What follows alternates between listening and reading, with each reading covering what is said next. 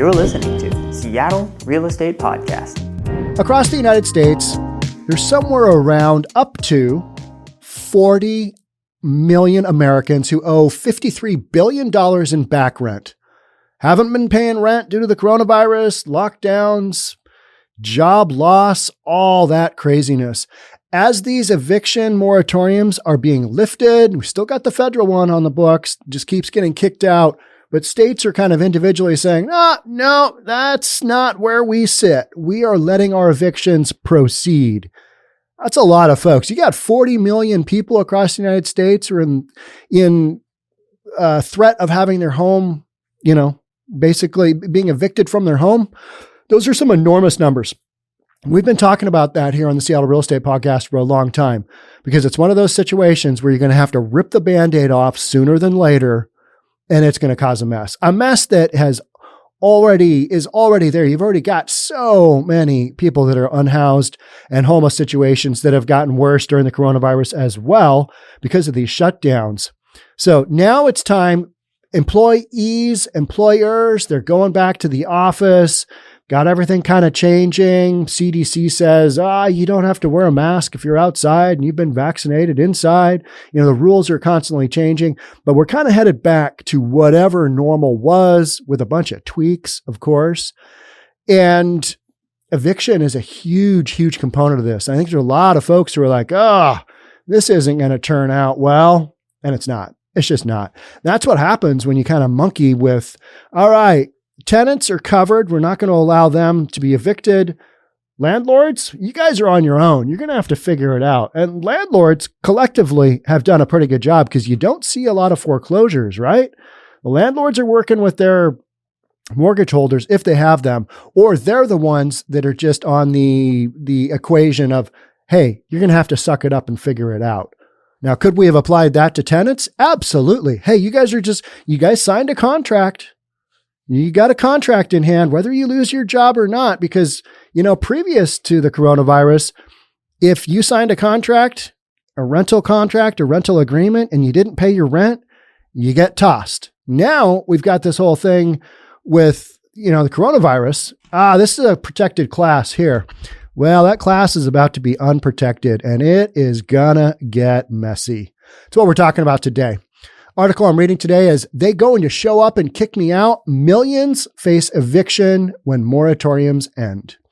Before we jump on in, if you're new here, my name is Sean Reynolds. I own a couple of real estate companies and I read the news. That's what we're doing. All right, let's jump on in. This is another CBS News article out of Dallas. Families across the U.S. don't know if they're going to have a place to stay as states challenge the federal moratorium on evictions imposed during the pandemic. The trickle of evictions could soon become a flood as renters owe $53 billion to landlords. That's a lot of money. One of the biggest things that I have consistently said is a lot of that $53 billion is owed to mom and pop landlords. They're not going to get their money back. They're going to have the option to evict their tenants. And you know what? Rental housing is hard to come by. There is such limited supply of regular housing that rental housing has had a massive demand component hit on it. And it is tough in most markets to find decent rental housing, especially if you're a family and you've got, 1, 2, 3 kids and you need, more than a typical 2-bedroom apartment offers. It's tough finding rental housing. So, these landlords, they evict their tenants. They're going to put it back on the market. They're going to get tenants in there willy-nilly. I've also heard from a lot of folks in a lot of states, hey, till this whole eviction moratorium thing gets squared away, if we can financially do it, if we have tenants leave, we're not releasing this thing out because we don't want to take the risk of having a tenant get in there, destroy our property, and not have them pay rent and not be able to evict them. So this whole thing has been wildly one-sided. In what market do you protect one class of people on the other equation? You guys just figure it out. That's just nuts to me. It doesn't make any sense. But it's what we're doing during the coronavirus. Anthony Upshaw and his 17-year-old son are among those being evicted after Upshaw lost his job early in the pandemic and has been struggling since. Constables placed his belongings in the front yard of the Dallas property. They're going to show up and kick me out. My kid is up here doing his schoolwork like there's 3 weeks of school left before the kids graduate, Upshaw said. The Texas Supreme Court lifted the moratoriums on evictions on March 31st. The Dallas-Fort Worth area has the third most eviction filings in the country.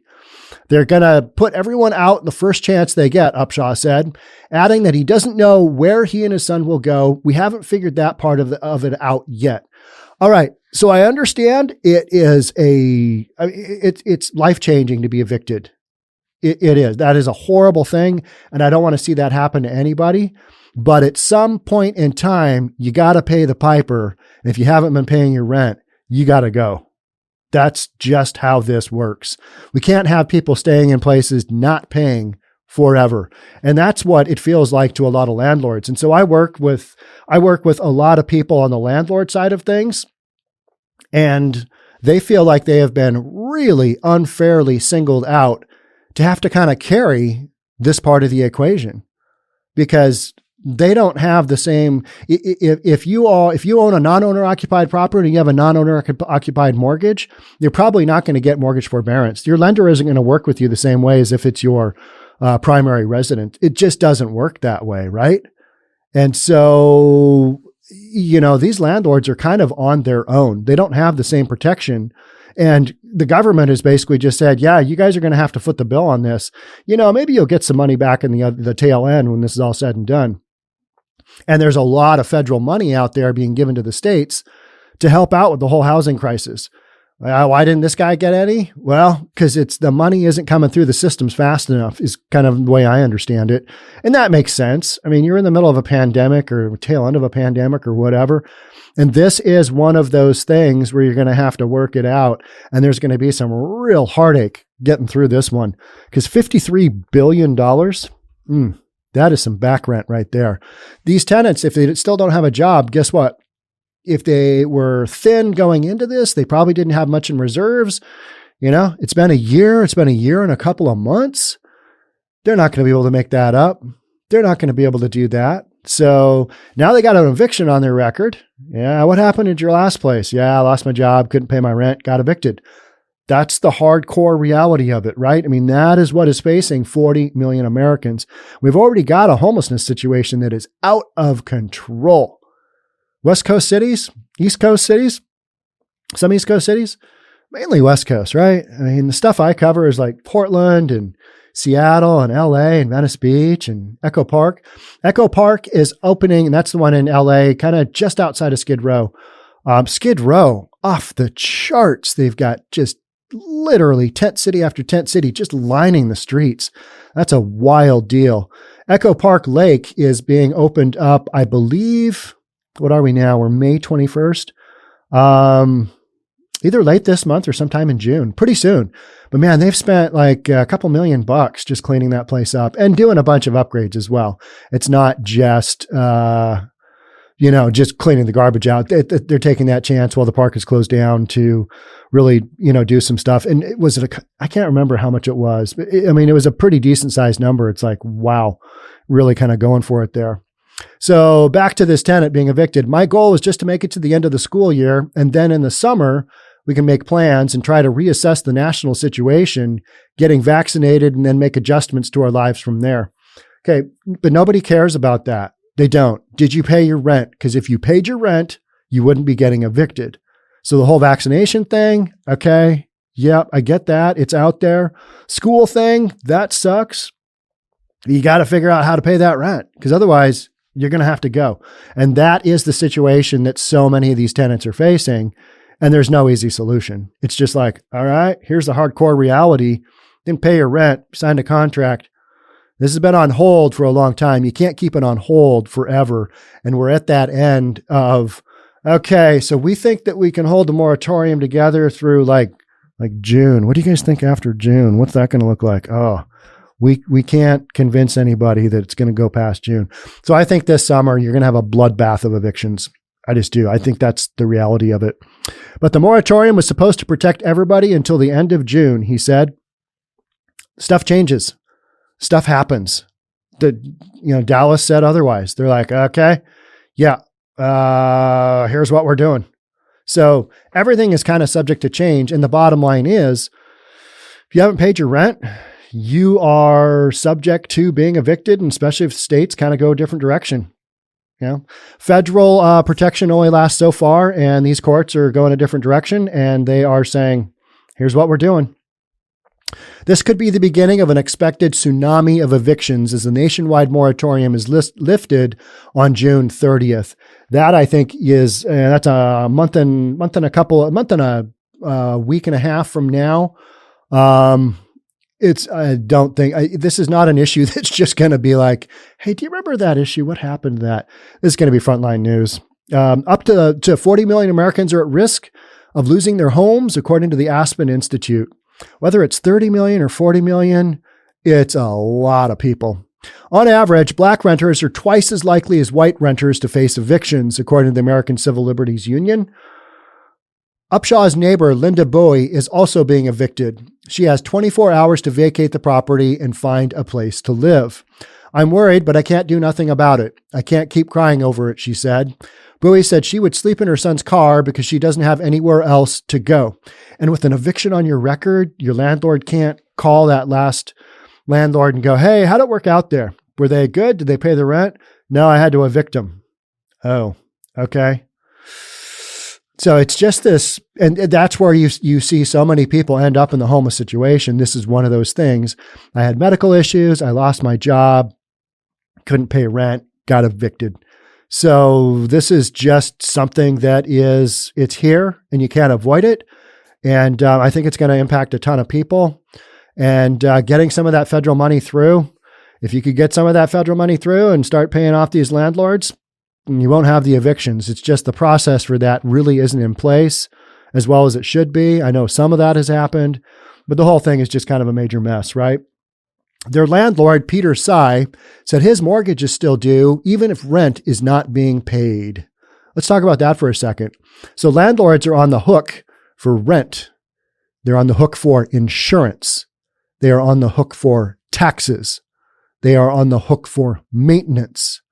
They are on the hook for utilities if they're not paid. All kinds of stuff. They're on the hook. They didn't get a hall pass for not paying. So you can only keep these evictions in place for so long, and 14 months is pretty long period, right? There's not going to be anything that's going to really change between now and June, whatever it is, 31st, when the evictions get pulled. This is just where we are. This is going to happen. Bunch of people are going to get evicted. Bunch of people are going to go homeless. It sucks. And do I have any solutions for it? No, not really. But I think talking about it is one of those things of being aware. Hey, this is what we've got going, and this is where we sit right now. It sucks that the landlords haven't been paid, and it sucks that people are going to lose their homes. All right, let's keep going. Landlord Peter Sy said he is owed about $25,000 to $28,000 and has been losing money for 7 or 8 months. So he didn't sign up to be the bank, but he effectively is. He is the lender for this tenant because they are borrowing from him. They are not paying rent. They are borrowing. And this landlord will not get paid back on this loan. He's lending these people money based on stuff outside of his control. He's not going to get paid back. Would you want to, lend out 25 grand, 28 grand and not get paid back? Probably not, right? I mean, that's just the hard reality of it. But people don't see it that way. They see, the landlords have lots of money. They can cover it. They own the property. This isn't a communist country. It doesn't work like that, right? And so you sign a contract, you honor the contract, or you face the consequences, which is you go to court, you get evicted. Kind of simple as that. 1 in 7 tenants is behind on rent, according to the Census Bureau's household poll survey. We can still show a compassionate side of ourselves when we do these evictions, but we still have to comply with the judge's orders, said Chief Deputy Frank Bromley, who works for the Dallas County Constable's office. Those guys are just going to get overrun. I mean, they just are. I read so many stories about, landlords in different areas kind of going down this road of we are locked and loaded. And the minute we get that okay, we're going to be right down there at the courthouse. We're making this happen because the house is an economic asset. And oftentimes for so many mom and pop landlords, it's their income. So you have effectively had the federal government and state and local government impact these people's income. And nobody wants to talk about that. Nobody wants to address that issue because, that's not the commentary people want to hear right now. They just want to hear, oh, don't evict anybody. It's like, don't do a sweep on a homeless encampment. Don't do that. You're going to rock those people's world. Well, it's going to happen, unfortunately. So Upshaw has temporarily moved into a motel while his son finishes school. He was helped by the Dallas Evictions 2020 group that provides pro bono legal advice to tenants. And we've got that going here in Seattle. Everybody in the city of Seattle, anybody that's low income gets, some advice from an attorney. I don't have a problem with that as long as it doesn't just absolutely jam up the court system with people taking advantage of loopholes and all of that jazz. Because I read a story the other day of a guy who had not made a mortgage payment in 21 years, and he had been long ago foreclosed on, and he still had the house. He had people living in the house that were declaring bankruptcy just so he could stay in the home. People do that stuff. 21 years in a home and didn't make a single mortgage payment. He made one payment after he bought it, and it was a Washington Mutual loan. Go WAMU, friend of the family. Just crazy, right? And so as long as if people are getting pro bono legal advice, I'm okay with that. But so often what I read and what I hear and what I kind of see is, yeah, I didn't pay my rent, therefore I'm getting the boot. There's not a lot I can do. There's not a lot an attorney can do to help me. But I think people should have that option. Because this is a tough time. I mean, you've had the federal government kind of step in and monkey with things. So you're going to have a bunch of back and forth. You've got extenuating circumstances, and it's just going to take time to kind of get past this. What I'm afraid is going to happen is you're going to have millions of Americans hit the streets, and homeless situation is just going to be way, way worse. And so that's why I've kind of said from the get-go, you got to take these moratoriums off sooner than later because you're just allowing it to build. You got to rip that Band-Aid off. It's going to bleed. Yep. But you got to do it sooner than later because people just have to address this, figure it out, and move on. That's the only way you can do it. But the popular opinion is don't evict anybody. We're just waiting for things to get better. This is now. It's now. It's go time now. And that's just the way this goes, unfortunately, in my opinion anyway. Does the federal government have the option to extend this moratorium out? Sure, they do. I think the last couple of extensions, everybody's been like, really? Really? I mean, so many people in the real estate industry from the beginning were like, I'm sorry, you're doing what? You're putting a moratorium on evictions? Are you effing kidding me? That was the general consensus in the real estate industry because there's zero protection for the landlord. Zero. So how's that work? It's 2021 and that's kind of what we're doing. That's just how things are going. So now it's time for tenants who don't have the ability to pay. Unfortunately, you're going to have to go down that road and figure it out one way or the other, kind of like the landlords have been doing this whole time. If they want to keep their homes and if they have any equity at all in their homes, they're going to try and hold it together, beg, borrow, or steal from whomever. And, tenants have the same right to do that as well. And so it's a tricky situation. It's a mess, but I think extending out these moratoriums further and further, all it does is just make the situation worse. You got to tear off that Band-Aid. Yeah, it's going to sting like a mother, but then you got to deal with it and get into it. Okay. Get something going. That's all you can do. And on a national scale, it's easy to say that, but doing it, it's not going to look good. And, this is one of those news stories that I don't think is going away anytime soon. Because when you monkey with the free market, this is kind of what it comes back to haunt you. And it comes back in my opinion, it comes back way harder.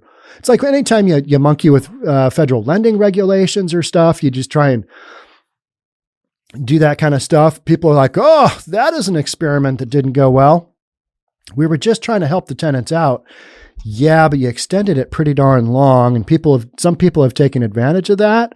And now the landlords are kind of loaded for bear because they need to be able to make money off these properties. This is not a hobby. Real estate isn't a hobby. It's very expensive. You might see a lot of stuff on how to get rich in real estate.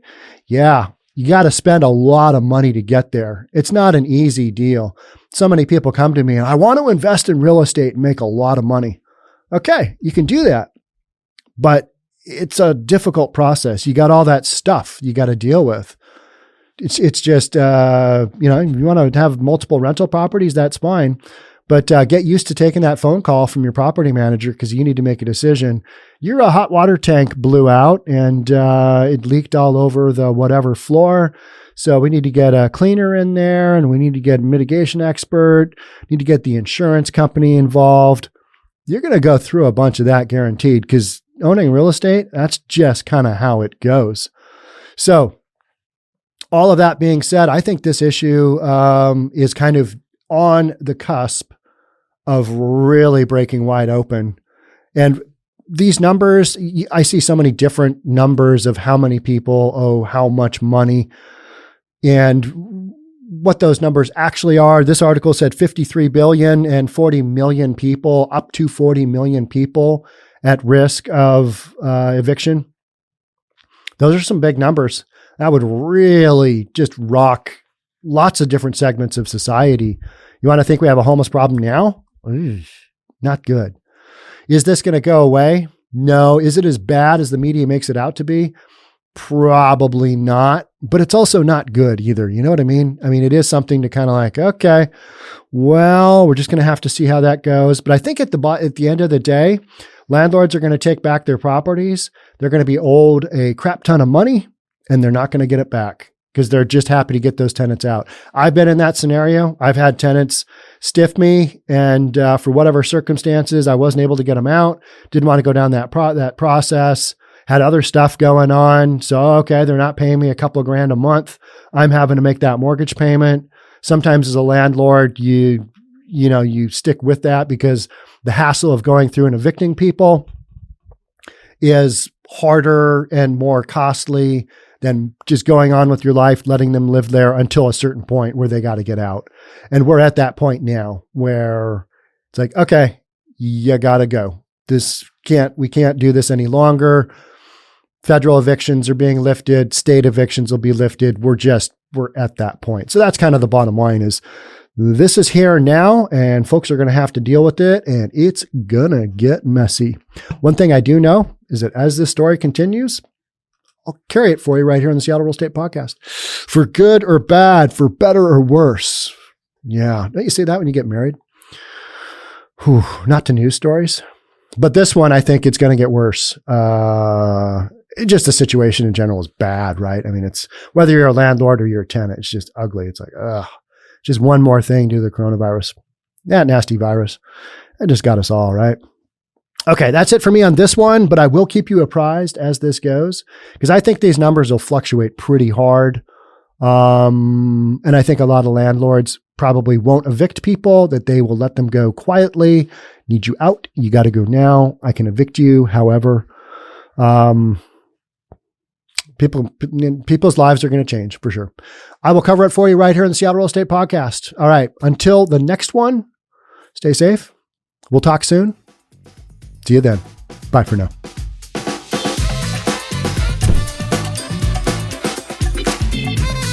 Don't forget to subscribe to our channel and hit the notification bell so you'll know when our next video is out.